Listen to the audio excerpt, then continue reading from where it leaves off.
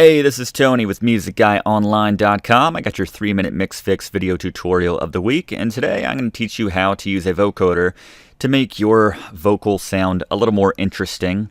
And specifically in this mix, I thought this would kind of spice up the verses a little bit. Here's the verse without the vocoder.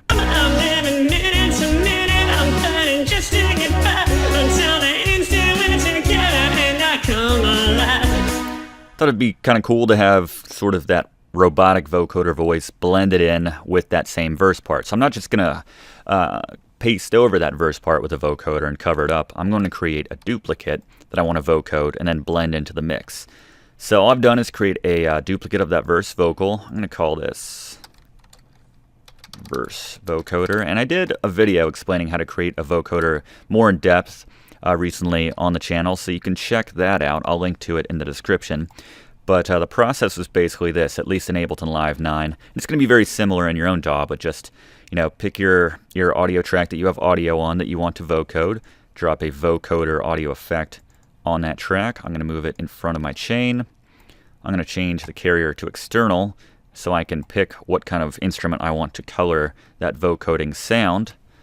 I'm going to create a new instrument, call this the vocoder carrier, and that's literally what this is going to be. This is a carrier for that vocoding sound. I'm going to go to my instruments in my DAW and find a bright saw lead, which generally works out very well when it comes to using it as a carrier for your vocoding, and then switch the audio to our verse vocoder so we're not hearing the audio I'm going to be playing with my keyboard on its own. We don't want to just hear that plain bright saw lead. We want to hear it simply in the context of this verse vocal right here.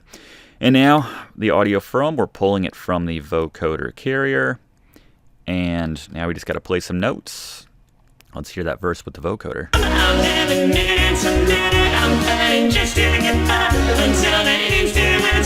you go. It's playing some 1, 3, 2. Harmony in there. And that's basically the idea, and I can, blend in the vocoding effect as I want, because again, this is just a double of the original verse. So that verse is not being touched.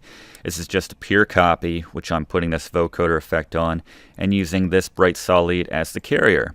And again, I went through that kind of quickly, but check out my how to create a vocoder video, the dedicated video. I spend more time showing you how to walk through the process of creating each of these tracks that you need to.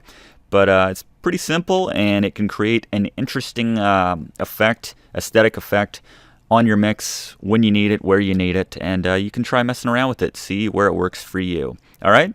I'm Tony with Music Guy Online. Please subscribe if you haven't, and I will see you next time.